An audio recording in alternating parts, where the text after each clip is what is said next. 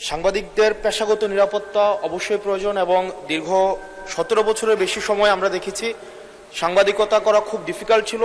সেই সময়েও ঠিক সেই সময়টিতেও অনেক পেশাদার সাংবাদিক তারা পেশাদারি দায়িত্ব পালন করে গিয়েছে। আমার প্রশ্নটি হচ্ছে, আওয়ামী লীগের সময় যেসব সাংবাদিক পরিচয় দিয়ে যারা গণহত্যা, যারা ভোট চুরি, গুম, খুন, ব্যাংক ডাকাতি সেগুলোর বৈধতা এবং সম্মতি উৎপাদন করেছে মিডিয়াগুলোতে, এবং যারা আজকে সরকার দলে আছে বিএনপির সর্বোচ্চ নেতা বর্তমান প্রধানমন্ত্রী, উনাকেও বিভিন্ন ষড়যন্ত্রকারী, দেশদ্রোহী হিসেবে আমরা দেখেছি বসুন্ধরার ইস্ট ওয়েস্ট মিডিয়া বিভিন্ন সময় নিউজ করেছে।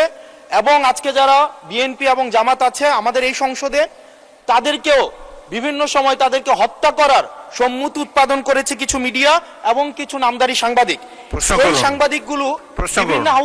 এই সাংবাদিকগুলোকে বিভিন্ন হাউজে আবার এখন বর্তমানে পুনর্বাসন করা হচ্ছে। এই জুলাইয়ের পরে এখন টিভি থেকে জুলাইয়ের পক্ষের যারা সাংবাদিক ছিল তাদেরকে বের করে দেওয়া হয়েছে, সময় টিভিকে দখল করা হয়েছে। ইস্ট ওয়েস্ট মিডিয়া অর্থাৎ বসুন্ধরা গ্রুপের যে মিডিয়াগুলো রয়েছে তারা প্রতিনিয়ত আওয়ামী লীগের পক্ষে সম্মতি উৎপাদন করে যাচ্ছে।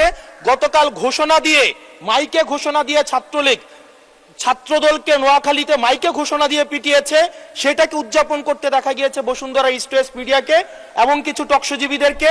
আমার মাননীয় মন্ত্রীর কাছে প্রশ্নটি হচ্ছে, এইসব যারা এই গুম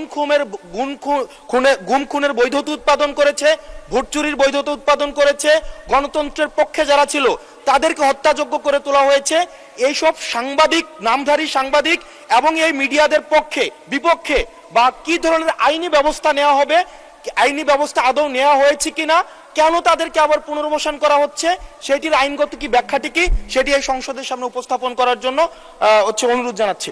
আওয়ামী লীগ ক্ষমতায় থাকাকালে সাংবাদিক পরিচয় যারা গণহত্যা, ভোট চুরি, গুম খুন, ব্যাংক ডাকাতির বৈধতা এবং সম্মতি উৎপাদন করেছেন, সেসব সাংবাদিক ও গণমাধ্যমের বিরুদ্ধে কী ধরনের আইনি ব্যবস্থা নেওয়া হবে তা জানতে চেয়েছেন এনসিপির সংসদ সদস্য হাসনাত আবদুল্লাহ।